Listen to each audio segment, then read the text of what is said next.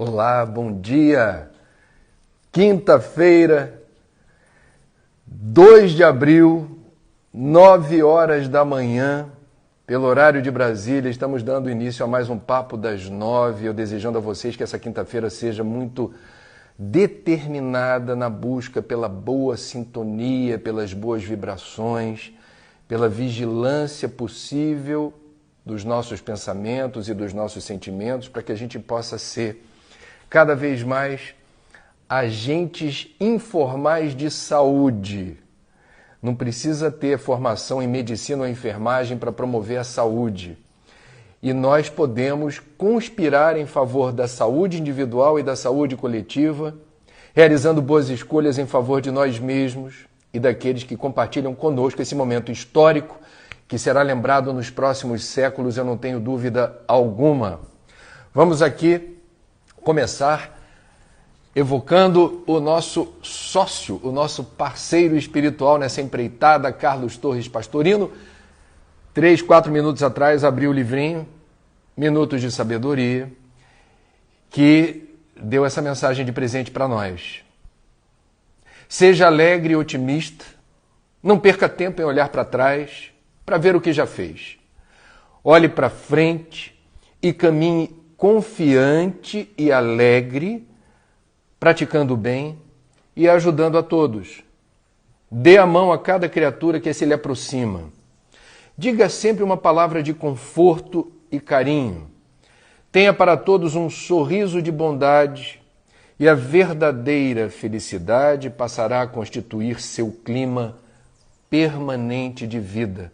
Meus amigos, meditando nesses minutinhos que antecedem o Papo das 9 sobre essa mensagem, eu sempre faço esse exercício, eu entendi, é uma opinião minha, que a mais preciosa dica para a promoção da saúde mental é que a gente foque no momento presente, no aqui e no agora.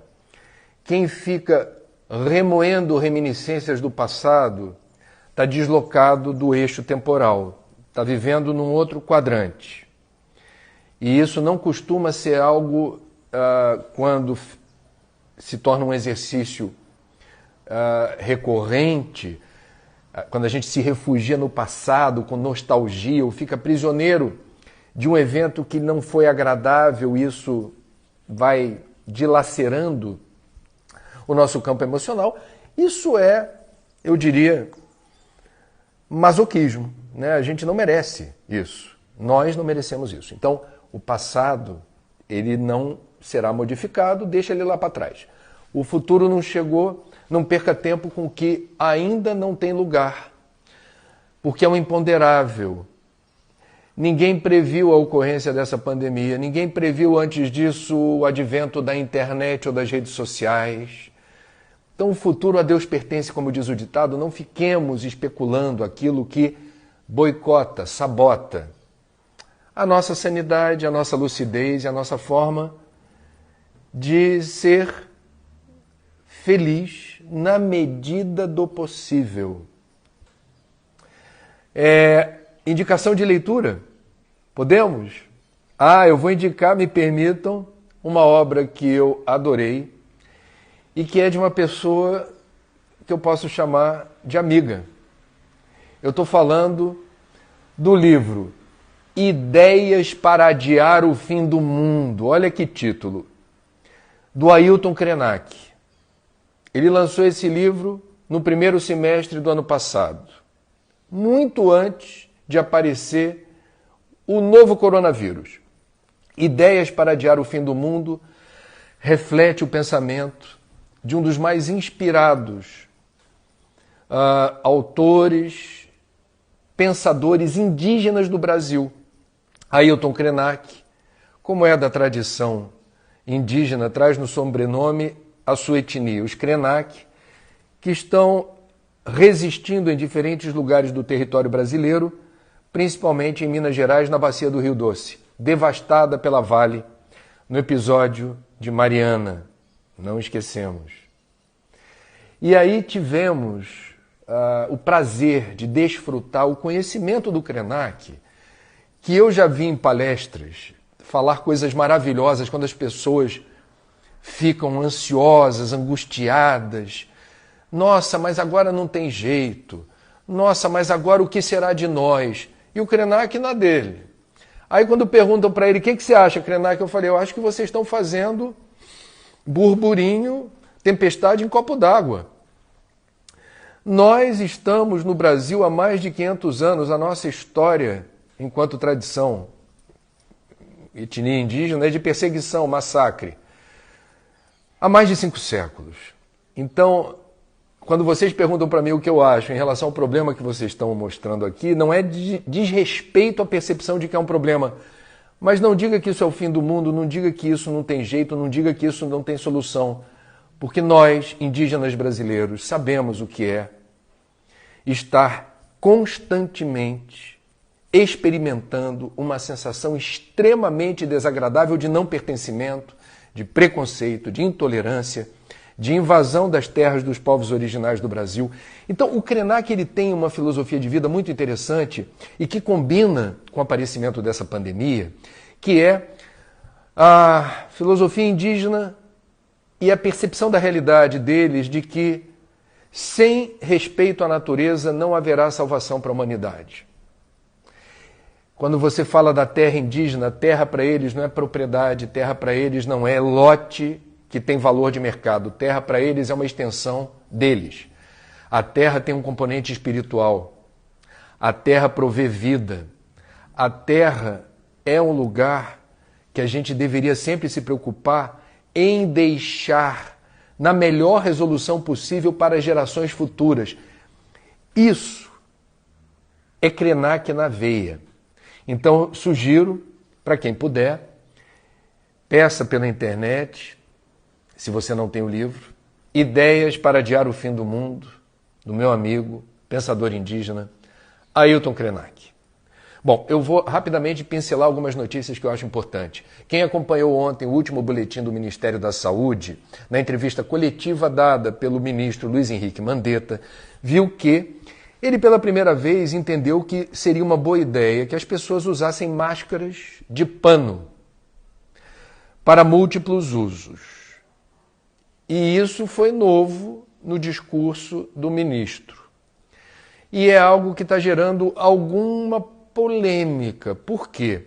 Porque até agora, quinta-feira, 2 de abril, 9h07 da manhã, não é um protocolo da Organização Mundial da Saúde estimular o uso difuso, né, por toda a população, uso comunitário de máscaras. O ministro, portanto, tomou a dianteira entendendo que seria uma boa ideia. Nem todos os profissionais de saúde endossam essa tese, porque os profissionais de saúde, cientistas e pesquisadores gostam de recomendar qualquer coisa, embasada que seja, precisa estar embasada em estudos científicos. Não há, até o momento, estudos científicos que reforcem, com base em dados, que você ir para o supermercado, para o hortifruti e para a rua com máscara reduz drasticamente a velocidade de contágio. O ministro entendeu, e eu não estou tirando o mérito não, eu estou comentando, que não precisa ter um estudo científico nesse momento para que as pessoas façam suas próprias máscaras. Esse é um detalhe importante. As máscaras que são aquelas cirúrgicas ou aquela outra máscara N95, que é aquela que é a mais indicada para evitar o contágio, está em falta no mercado e está fazendo muita falta nas unidades de saúde. Então o ministro foi claro ontem dizendo, se você fez estoque de máscaras cirúrgicas ou dessa top N95 na sua casa, leve agora para um posto de saúde, leve para um hospital, porque é lá que essas máscaras precisam ficar. E recomendou as máscaras de pano, disse que o site do Ministério da Saúde, hoje, traria as recomendações passo a passo de como fabricar uma máscara, que tipo de pano é indicada, como se faz o asseio da máscara depois que você usar, qual é o momento certo de descartar. Então, tenhamos essa prudência. Eu, quando tenho que trabalhar, ir para a rua, ou quando tenho que ir para o supermercado, eu não estou usando máscara. E vejo as pessoas usando. Eu acho que nesse momento é algo que cada um deve perceber se é conveniente ou não. O protocolo do Ministério da Organização Mundial da Saúde diz que as máscaras devem ser usadas por profissionais de saúde, por cuidadores de idosos, por mães que estão amamentando e, obviamente, por pessoas diagnosticadas com o contágio, quer dizer, pessoas que foram contagiadas. Não há, até o momento, maiores explicações. Aguardemos a orientação do Ministério da Saúde. Ninguém que não tenha máscara deve ficar preocupado. E quem está usando máscara, por favor, tente fazer disso um aliado e não um problema. Eu teria maior dificuldade de colocar máscara sem mexer no meu rosto, porque fica pinicando, fica coçando. Obviamente, se há uma indicação clara de uso, eu vou respeitar. Se não houver a indicação clara de uso, eu, André, não estou dizendo para os outros não usarem, cada um com seu cada um, eu não estando perto das pessoas, eu mantendo a distância de no mínimo 1,5 m, 2 metros em qualquer fila, em qualquer lugar, no ambiente de trabalho onde a gente, na imprensa, está trabalhando, é um serviço essencial. Vou entrar num supermercado, um hortifruti, eu me policio muito. Não vou entrar em fila aglomerada não. Não vou fazer compra agora não, se tem muita gente. Ok? Muito bem. E eu gostei de acessar a nova recomendação da Organização Mundial da Saúde, mudando de assunto, é de hoje de manhã, para que os governos providenciem água para as comunidades que não têm facilidade de acessar água potável. Só hoje, são muitas demandas, né, da OMS, veio uma recomendação para que os governos de todos os países providenciem fontes de água. Leva um caminhão-pipa, leva containers improvisados, leva galões e coloca na comunidade, organiza fila para todo mundo encher balde, garrafas, copos. Não dá para deixar de considerar que a realidade do mundo é muito diferente da Suíça, onde fica a sede da Organização Mundial da Saúde. E a OMS sabe disso. Vou repetir um dado que me causou muita perplexidade e susto. A África subsaariana tem aproximadamente 700 milhões de pessoas sem acesso a água e sabão. Então, foco. Não dá para falar de asseio, higiene e combate ao coronavírus sem água e sabão. E muita gente não tem água e sabão perto. Vamos às perguntas? Adriana Coelho, novamente pergunto o que serão dos dependentes químicos da Cracolândia.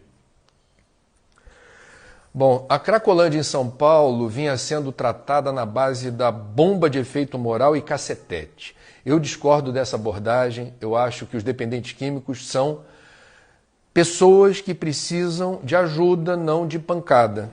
É uma opinião minha. Espero que em tempos de pandemia o protocolo seja modificado no sentido de dar a devida assistência. E dar a devida assistência significa acudir a partir da refeição, a partir dos convites reiterados para que a pessoa de bom grado aceite, arrisque um tratamento e, de alguma forma, dividi-las, não permiti-las a concentração num só lugar. Tentar, de alguma maneira, os alimentos e a oportunidade de um banho, quando você oferece em diferentes pontos da cidade, próximos de uma grande Cracolândia, a tendência é essa dispersão. Agora, eu estenderia essa preocupação a todos os dependentes químicos. A dependência química, só quem tem parentes, amigos ou já viu de perto uma situação de estresse extrema, causada pela não disponibilidade da substância química que dá aquele ajuste, né? Aquela acalmada, detonando o corpo. Mas dá uma tranquilizada porque quando a dependência se instala, nós temos um momento muito difícil de fazer com que a razão prepondere em lugar do vício. Essa é a dificuldade de todas as famílias, de todos os amigos que têm dependentes químicos por perto. Então, repito, não é fácil, não existe uma fórmula mágica. Em todo mundo onde há dependência química na rua, onde há pessoas dependendo de drogas, não existe um jeito milagroso de resolver o problema. Agora, respeito essas pessoas, porque elas são dependentes químicas, elas estão sofrendo, elas precisam de ajuda, elas não podem ser tratadas como criminosas, elas não podem ser objeto de repressão violenta da polícia. É a minha opinião. Precisamos ouvir os especialistas. Tem gente que trabalha na área da saúde mental e tem propostas. Infelizmente, parte dessas pessoas, dependendo do lugar do Brasil e no mundo, são desprezadas. Os especialistas. E a solução passa a ser truculenta. Mas não é solução. O John pergunta: André, você acha que com essa pandemia o dia de sobrecarga da Terra vai ser um pouco mais tarde esse ano? Primeiro vamos explicar, né, John, o que é dia da sobrecarga da Terra, que é o Overshoot Day. É um cálculo que é feito de janeiro a dezembro, em que momento do ano a Terra já liquidou o estoque de recursos naturais que deveria durar até 31 de dezembro. Então, ano a ano, essa metodologia, que foi desenvolvida nos Estados Unidos por uma organização científica, esse dia da sobrecarga da Terra tem sido cada vez mais próximo do início do ano, janeiro, o que é ruim.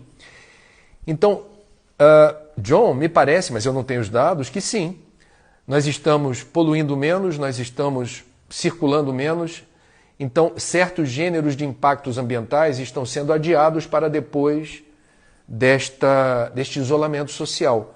A lógica, portanto, é que a gente tenha vários gêneros de impactos ambientais suspensos ou reduzidos, mas certamente adiados.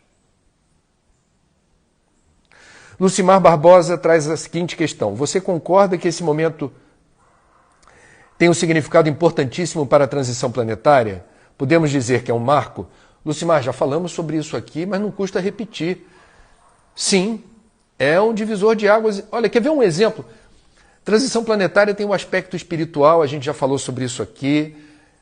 Em síntese, seria um momento de maturidade espiritual do planeta se aproveitarmos as oportunidades. Se fizermos uma leitura menos óbvia, eu diria subliminar, do que está embutido no pacote da pandemia. Então, acelera processo no movimento de imersão. Nós estamos fazendo forçosamente um movimento de imersão em nós mesmos, mais tempo para prestar atenção nos nossos pensamentos e sentimentos e, portanto, mais tempo para pensar no que não estava legal antes, naquela correria insana, naquela bateção de cabeça do dia a dia, naquela inversão de prioridades e esquecendo o que é essencial na vida. Isso seria, em linhas gerais, uma visão da transição planetária. Agora, no campo da economia também, vamos dar um exemplo concreto. Na era da globalização, a China se transformou no grande provedor de matéria-prima do planeta e de alguns produtos acabados. Qual é a questão que foi colocada em tempos de pandemia? A China, por conta da pandemia, desacelerou, suspendeu a produção de insumos extremamente fundamentais, como aqueles alusivos à internet, equipamentos digitais, computadores móveis ou não. E agora, em tempos de demanda por ventiladores mecânicos, máscaras, quem é que fabrica isso? A China. A China não dá conta dos pedidos. Notícia de ontem. E o ministro Mandetta, na coletiva dada pelo Ministério da Saúde ontem, confirmou. Os Estados Unidos, que estão enfrentando agora aquele rebuliço da multiplicação rápida do número de casos, já tem 4.500 óbitos pelo novo coronavírus até ontem, fez uma compra mega blaster, gigantesca, de produtos da China. Resultado, o Brasil não está recebendo o que pediu.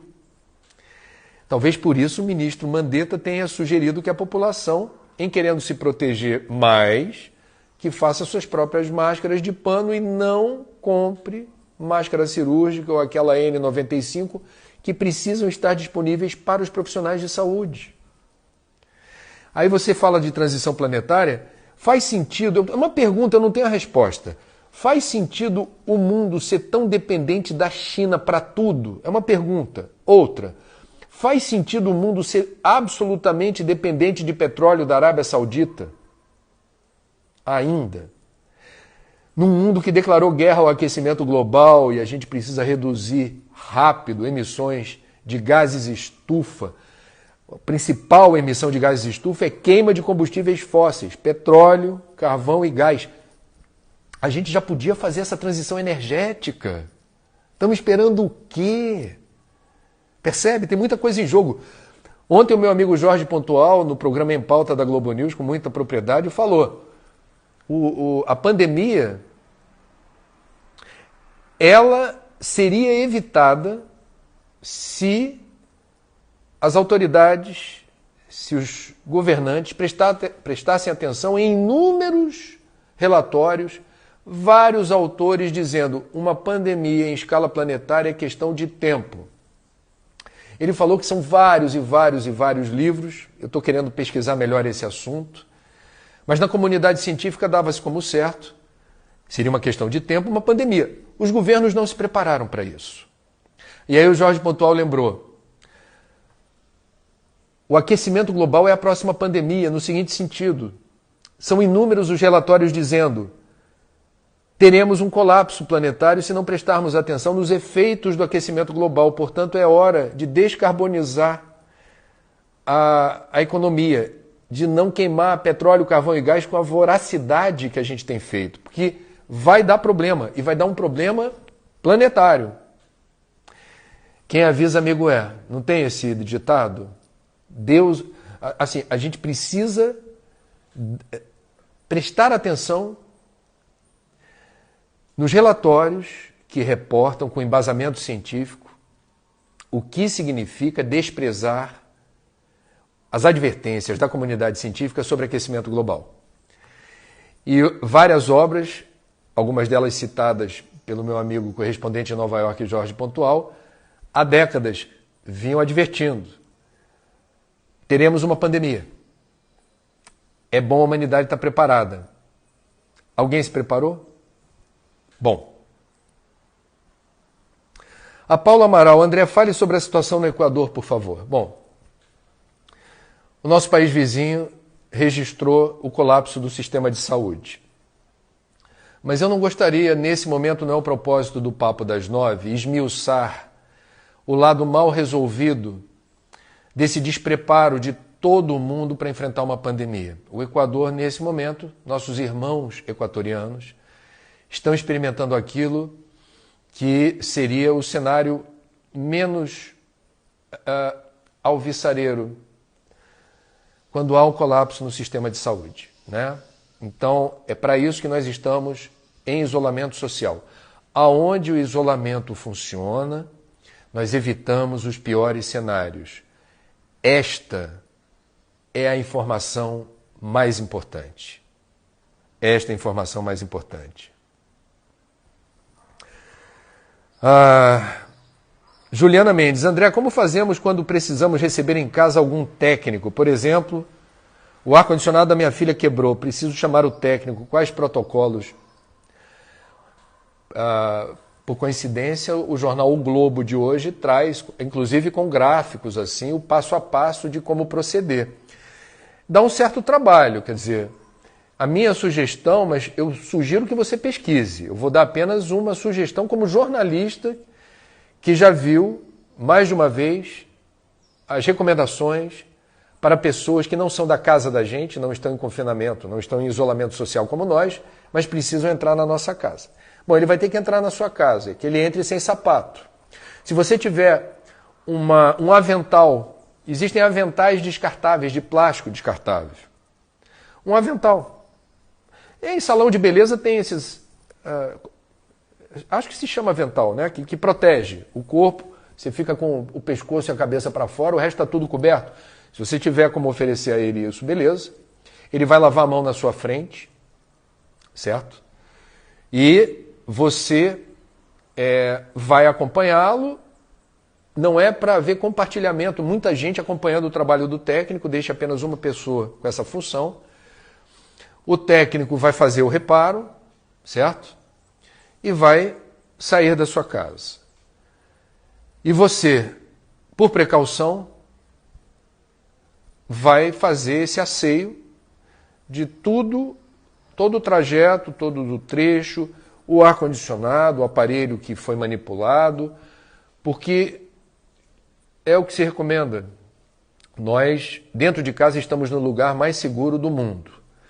E nós, dentro de casa, estamos tomando todas as providências entre nós, de lavar a mão, álcool gel, tudo que vem de fora, entrega, não manipula, se manipular, lava a mão imediatamente. Chegando da rua, você, se tiver que ir para a rua, é na sua casa, mas ainda assim, deixa a roupa que você usou na rua, na entrada ali de serviço, dentro da pia, dentro de um baldão, dentro do tanque, já bota na máquina de lavar. Não é para ter contato com o resto da casa a tua roupa, o teu sapato. Tomar banho imediatamente. Então, se esses protocolos já são indicados para nós, dentro da nossa casa, quando vem um técnico e você precisa da ajuda dele, e ele também está se arriscando, tá, gente? Quem disse que ele é o portador do vírus e não você, ou eu? Então, a gente está aqui pontuando os cuidados para ninguém ser ameaça um para o outro. Dá trabalho, mas é o certo.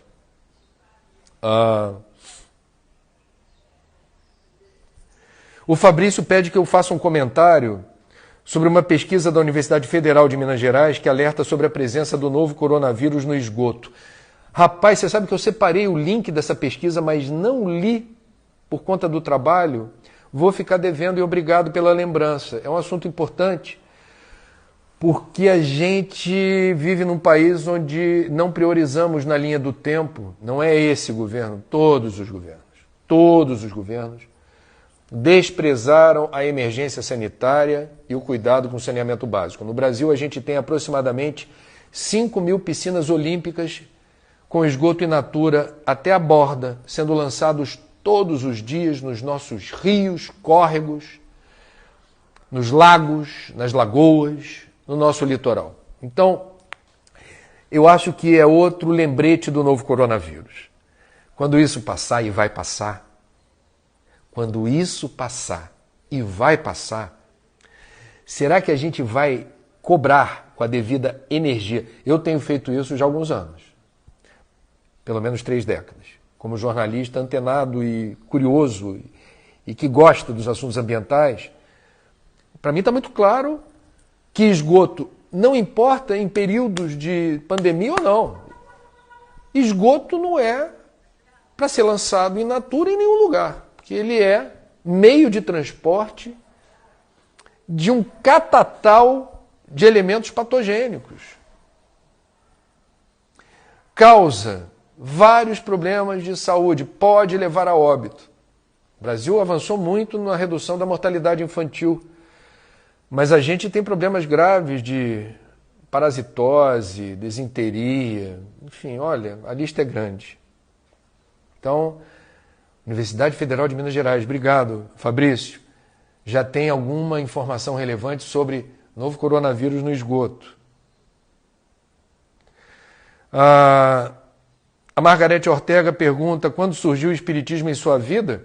Quando eu tinha 21 anos de idade, eu era católico por formação, meu pai quase foi padre, fui batizado, fiz primeira comunhão, crisma, estudei em colégio católico, mas aos 21 anos eu fui procurar mais respostas. Eu estava incomodado com o mistério, né, que é presente na teologia cristã católica. Eu queria entender melhor. E eu encontrei na doutrina espírita muitas respostas que fazem sentido para mim. Agora, a grande elegância do espiritismo, dos estudiosos de Kardec, é que a gente não é proselitista, a gente não fica usando qualquer oportunidade para tentar converter quem quer que seja. A gente está aqui falando de espiritismo quando a gente fala de amor, quando a gente fala da importância da caridade, quando a gente fala da importância de não retroalimentar a angústia e a ansiedade, quando a gente fala da confiança em Deus, a fé, quando a gente fala do valor das virtudes, quando a gente fala da necessidade de sublimarmos as nossas imperfeições. Quando a gente fala que, sim, o invisível, ele está presente. O exemplo que eu gosto de dar é o do celular. Vocês estão recebendo um sinal aqui da minha casa, no Rio de Janeiro, por uma rede social, por um aplicativo, né? WhatsApp. Como se dá a transmissão? Nós temos ondas eletromagnéticas, nós temos fenômenos que ocorrem no invisível, que permitem essa comunicação.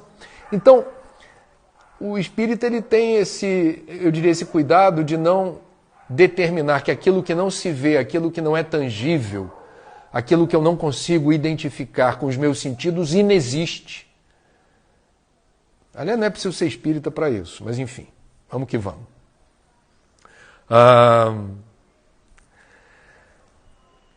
Jefferson Douglas, qual o papel dos líderes religiosos perante o momento que estamos passando? Olha, Jefferson, há líderes e há líderes.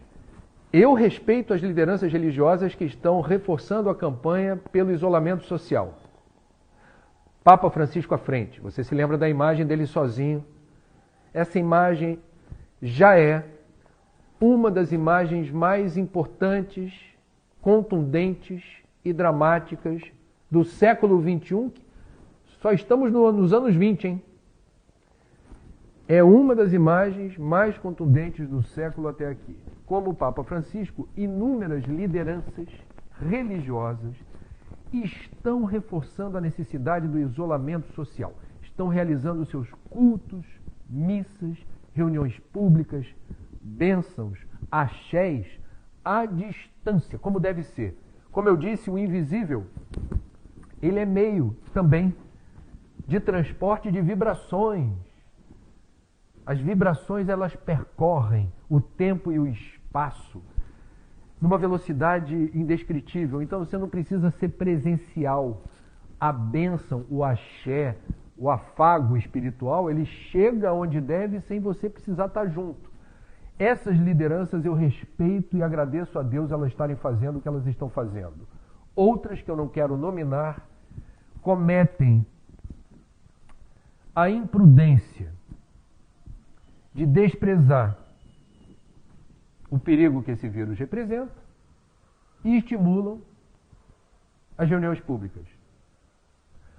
Os fatos falam por si. As boas religiões não desprezam a ciência. As boas religiões entendem que a ciência da Terra, ela não é contra as religiões ou as tradições espirituais. Ela corrobora em favor de uma ética que respeite a vida.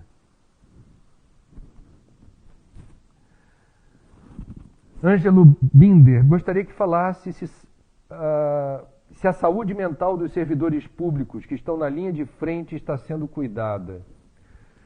Ô Ângelo, é possível que sim, eu não tenho conhecimento de assistência psicológica para os profissionais de saúde. É possível que sim. Eles estão assoberbados de trabalho e é particularmente difícil quando você não tem os protocolos de segurança mínimos, os EPIs, luvas, toucas, óculos, máscaras, na proporção e com a qualidade necessárias. Então, óbvio que isso gera algum conflito. E essa sua questão é boa para a gente imaginar se não seria o caso do Ministério da Saúde disponibilizar algum serviço à distância ou não, nas próprias unidades de saúde, de apoio psicológico aos heróis anônimos, nossos irmãos profissionais de saúde que estão na linha de frente. A sua pergunta enseja uma boa reflexão sobre o que seria possível fazer para aliviar a carga de trabalho, cansaço, estresse, a carga psicológica de alguém que está realizando esse trabalho tão importante nesse momento. Denise Bastos, Pergunta: faz sentido os grandes representantes dos países afetados não se unirem para discutir estratégias mundiais? Ô Denise, veja que algumas das principais lideranças, poucas, mas algumas das principais lideranças políticas do mundo desprezam a ONU, não davam bola. A OMS é vinculada à Organização das Nações Unidas. Então, regimes que são autoritários, que desprezam a ciência, também desprezam organismos multilaterais como a ONU. Donald Trump é um exemplo, o presidente do Brasil é um exemplo. Historicamente, até aqui, o Trump está há mais tempo, quase 4 anos, Jair Bolsonaro está 1 ano e 4 meses, mas foram sucessivas declarações reafirmando o nacionalismo em detrimento de qualquer movimento internacional que não ideologizasse a diplomacia, né? Não fizesse juízo de valor de outros países.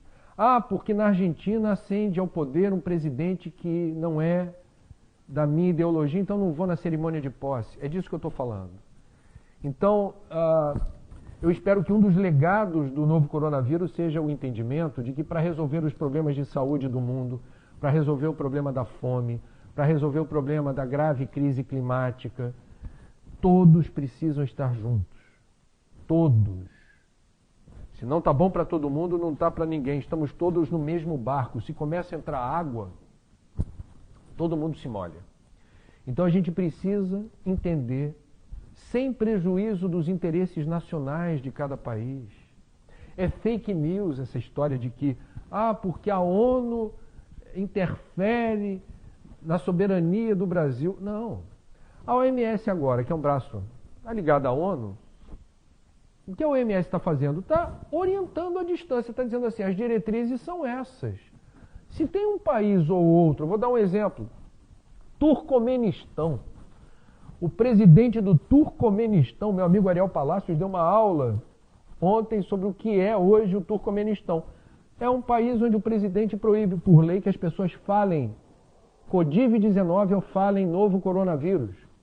Quem estiver de máscara na rua vai ter que tirar a máscara e pode ser preso. É um presidente de um país que despreza a ONU e a Organização Mundial da Saúde.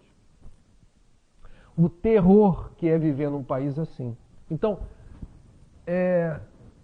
quando a gente fala de vida, saúde, quando a gente fala de paz, quando a gente fala de erradicação da pobreza, da miséria, da falta de saneamento, não é uma questão ideológica, é uma agenda humanitária. Não tem coloração político-partidária. Espero que a gente entenda isso com a devida urgência.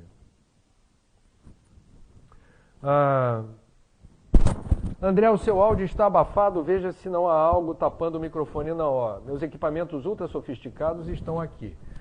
Peço desculpas se o áudio estiver abafado. Quando terminar o confinamento ou o isolamento social, eu vou me equipar melhor. Tá? Ana Paula Naponiello. André, o poder econômico do mundo está predominantemente nas mãos da China? Não.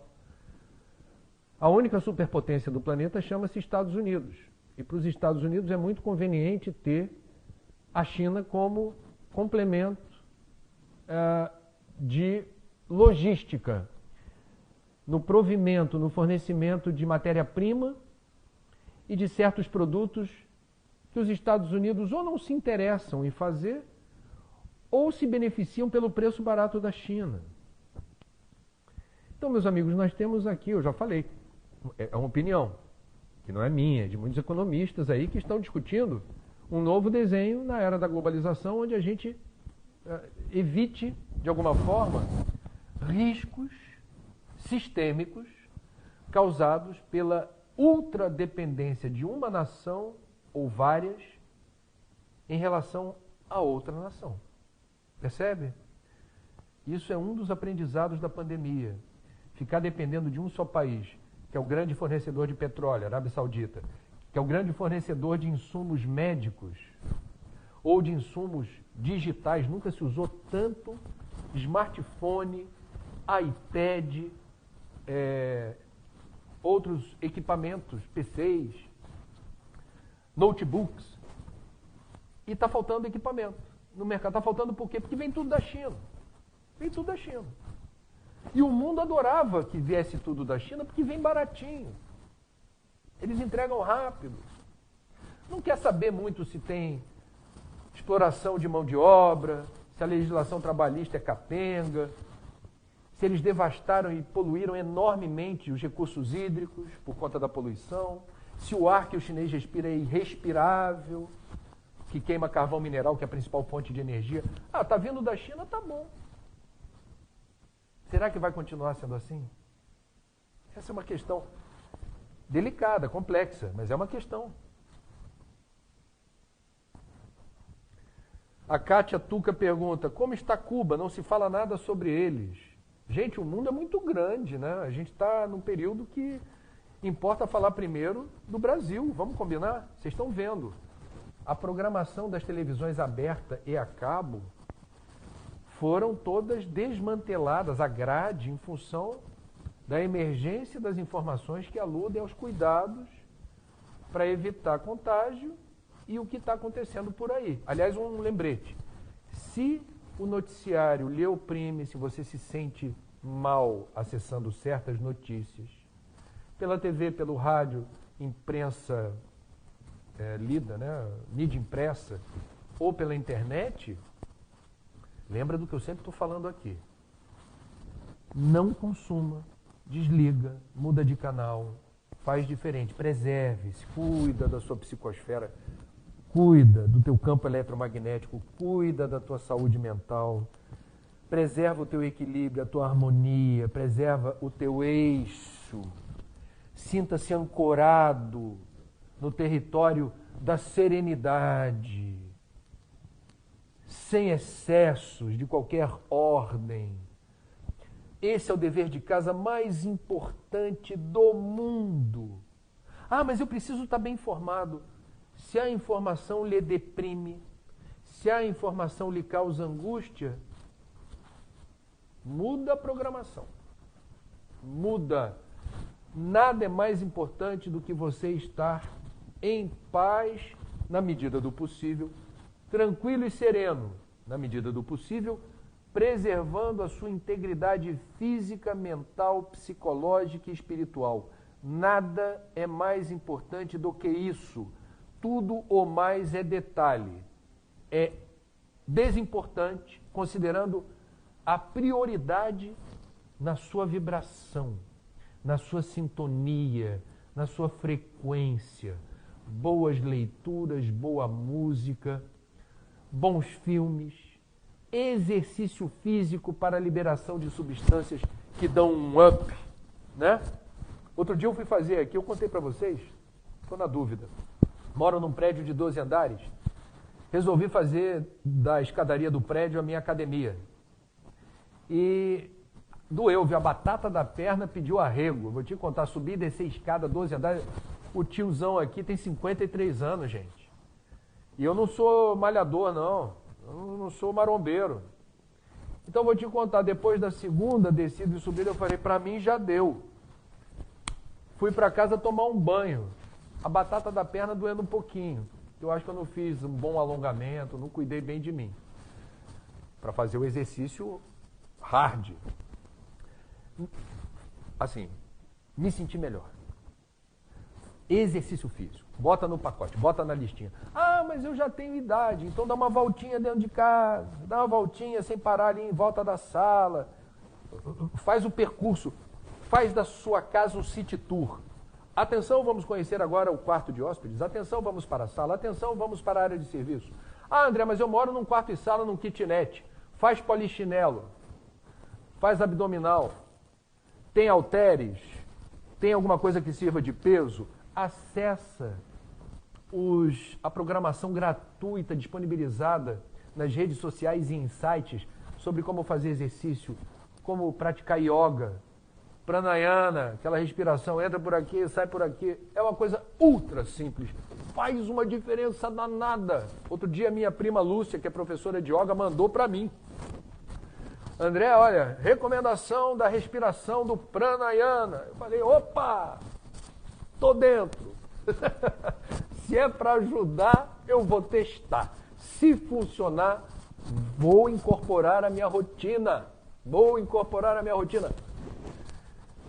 Tudo o que lhe ajudar a se sentir melhor nesse esforço diário para a gente manter lucidez, serenidade, harmonia, equilíbrio, ancoragem no seu eixo, as coisas funcionam. Bom, a Cristina Viana está lembrando aqui algo que a gente já comentou, que é violência doméstica, que sempre existiu, tá? Quer dizer, a covardia de homens, déspotas domésticos. Não queria usar essa palavra, mas é uma covardia enorme e um desequilíbrio latente. Isso é crime. Então, aonde você ouvir uma briga que se revela feia, e sempre alguém numa briga doméstica leva a pior, sempre. Alguém oprime e violenta os direitos de outro alguém debaixo do mesmo teto. Esqueça aquele ditado que já ficou velho e caduco. Em briga de marido e mulher, ninguém mete a colher. Meta a colher, avise a polícia. Porque é crime. E pode terminar com tragédia. Então, a gente precisa ter essa vigilância. Tá? Ana Paula, será que depois dessa pandemia a educação ambiental terá mais importância na grade curricular? Olha, com ou sem pandemia, vou ser franco com você. Há 16 anos eu leciono na Pontifícia Universidade Católica do Rio uma disciplina que eu criei chamada Comunicação e Meio Ambiente. Nós estamos erradicando o analfabetismo ambiental na garotada que estuda jornalismo ou publicidade, mas esse semestre eu tenho alunos de engenharia ambiental, direito, cinema, psicologia, relações internacionais. Eu tenho, e eu acho uma delícia, alunos que me ensinam outras visões a partir de outras disciplinas sobre a questão ambiental. O que eu tenho para te dizer? É inevitável, inexorável, inadiável o encontro do mundo, da humanidade, com as emergências ambientais. Lembrando que gripe aviária, gripe suína e o novo coronavírus surgem de episódios envolvendo o avanço da nossa espécie sobre a fauna e a flora em termos nem sempre ou quase nunca inteligentes e éticos. Então é sobre isso que estamos falando, ok? Não tenho dúvida, com ou sem pandemia, nós estamos elevando o coeficiente de consciência ambiental. Entretanto, talvez não ocorra na velocidade que esperemos, mas o avanço virá. Bom. André, e aquelas sacolas de papel tipo sacola de pão? A gente descarta também? Olha, isso é de cada um. O certo, para você não ter dor de cabeça, o certo seria descartar. Ok?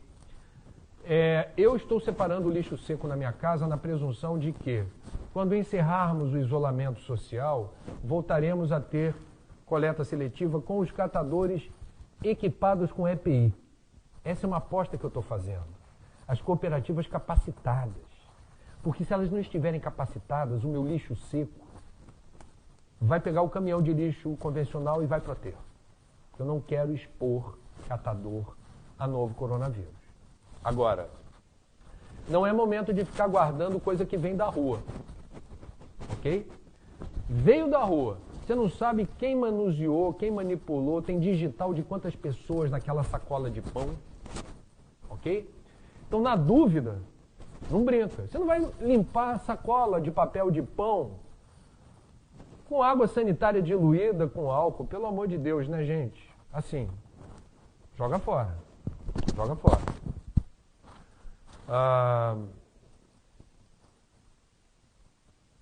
O Rafael pergunta: você compreende que essa pandemia terá uma repercussão espiritual de quanto tempo? Quem sou eu para dar uma resposta que mereça crédito? Quem sou eu? Agora, se você quiser saber o que eu opinaria sobre isso, eu espero que seja a mais profunda e contundente repercussão espiritual que seja capaz de dividir o calendário do mundo entre antes da pandemia e depois da pandemia. Eu espero que seja assim. Porque tem muita coisa para a gente mudar, tem muita coisa para corrigir. E haverá um sentimento inato de cada um de nós, no sentido de nos percebermos mais interdependentes. Sabe uma coisa que me comoveu muito ontem, no programa Em Pauta, que eu participei da Globo News? Uma sucessão de imagens e de áudios de alguns dos principais centros urbanos do Oriente e do Ocidente, ao meio-dia. Então todo mundo mostrava o relógio no vídeo. Deve ter sido uma campanha internacional dizendo, olha, só aparecia o reloginho assim com pulso no canto do vídeo e na parte de trás aquele centro urbano. No mais profundo silêncio, sem ninguém na rua. Essa imagem me comoveu. Para outros pode causar melancolia, para alguns pode causar tristeza. A mim me comove positivamente. Sabe por quê? Nesse momento não importa a saúde das relações internacionais, questões mal resolvidas do ponto de vista da geopolítica, questões ideológicas que afastam um país do outro. Essas imagens remetem a um sentido de unidade da nossa espécie. Nossa espécie está unida no combate ao vírus mutante. Nossa espécie está prestando atenção na ciência, em que pese toda a avalanche de fake news e as pessoas mal intencionadas que espalham notícias que podem expor seus irmãos em humanidade a problemas graves. A humanidade resolveu se unir. Isso é muito comovente. E isso, não se faz isso sem sacrifício, óbvio. Tem um enorme sacrifício. Então, isto tem consequência.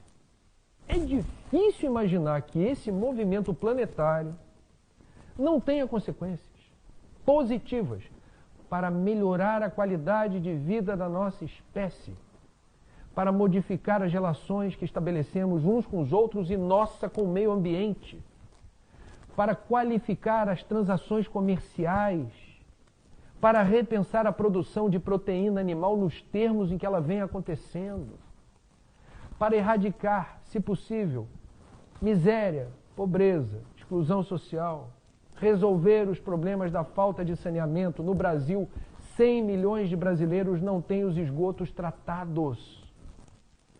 100 milhões de brasileiros não têm os esgotos tratados. A gente vai esperar o quê para resolver esses problemas, gente? Vai esperar o quê? A Ana pergunta, André, pode nos falar, por favor, sobre a transformação ou renovação que está acontecendo no meio ambiente? Quais mudanças já são notadas? Hoje eu recebi um informe do Instituto Estadual do Ambiente do Rio de Janeiro, que reporta uma queda nos poluentes mais nocivos à saúde, emitidos por fábricas e principalmente automóveis. No Rio de Janeiro, certos poluentes, houve um decréscimo de 85%. A qualidade do ar nas grandes cidades já mudou. Já mudou. Você não precisa ter pesquisa. Eu adoro pesquisa, porque pesquisa empresta credibilidade à informação. Mas vamos combinar, não precisa pesquisa para bater o martelo e dizer a qualidade do ar melhorou. Tem muita gente que está vendo as estrelas no céu com mais frequência. Está conseguindo ver lua, está conseguindo ver estrela. Não via antes. Tem muita gente que está prestando agora atenção na bicharada. Passarinhos, cânticos que não eram registrados antes e agora estão sensoriais, perceptíveis. Nós estamos falando da ausência de ruído no volume de decibel que antes a gente registrava. Não parece, mas o silêncio, ele corrobora em favor da saúde. O ruído excessivo causa distúrbios no sistema nervoso. Pesquise isso, é muito interessante. Por isso que existe a lei do silêncio, por isso que existem normas para a indústria obedecer, porque um secador de cabelo, entre outros produtos, não pode ter um volume de ruído acima do permitido, porque senão o cabeleireiro enlouquece. Então a gente está prestando atenção no silêncio, a gente está sentindo o cheiro do ar puro, a gente está conseguindo ver estrela e lua no céu. E isso significa que nós estamos desintoxicando o meio ambiente. Já falei, gosto de repetir, porque eu acho bem bacana a gente lembrar que a missão do novo coronavírus não era causar nenhum problema, nem à fauna, nem à flora.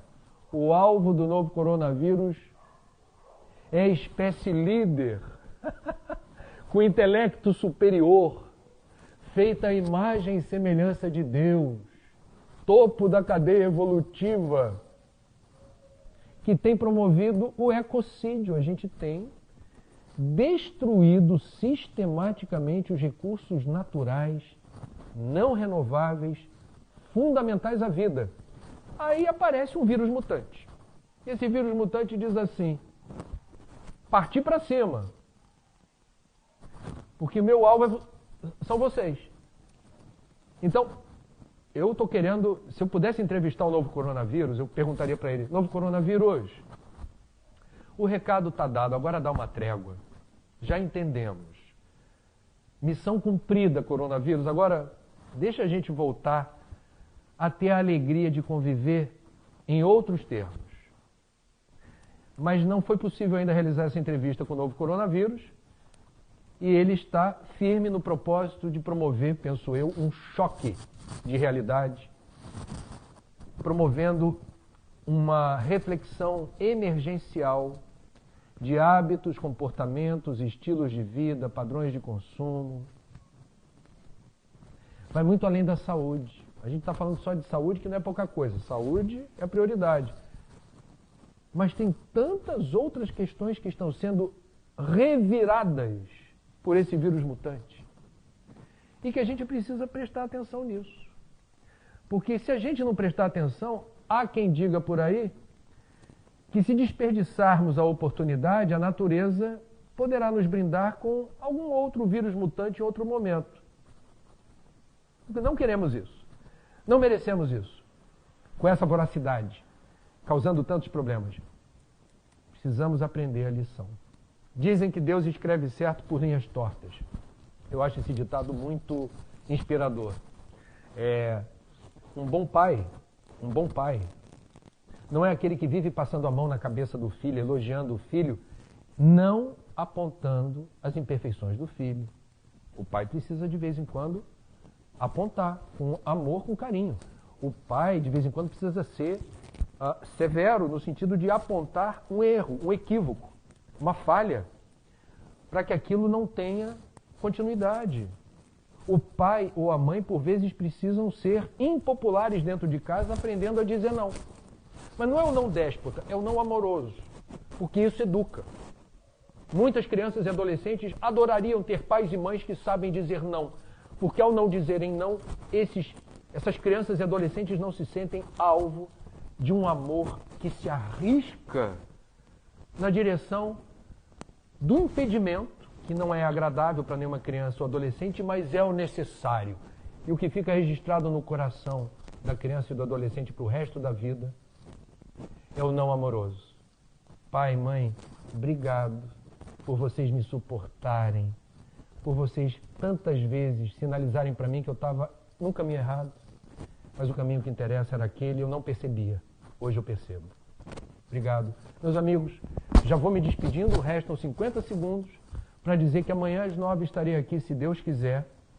Façam da quinta-feira, 2 de abril, um dia inesquecível na superação das adversidades, dos maus pensamentos, dos sentimentos ruins.